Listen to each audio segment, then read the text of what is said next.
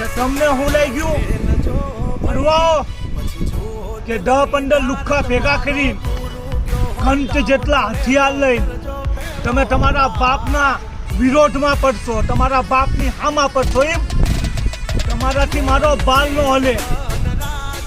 તમારી જેવા ખૂટિયાઓને એકલો, આ તમારો બાપ એકલો 15ના ટોળામાં ઠેકીને મારે, અને આ તમારો બાપ જ્યારે ભાંગવા ટોળો ઉપર આવે અને જ્યારે ભલાને ઠોકવામાં આવે તો કોઈના બાપથી ન હારે, કારણ કે આ ભરવાડની ઓલાદ છે.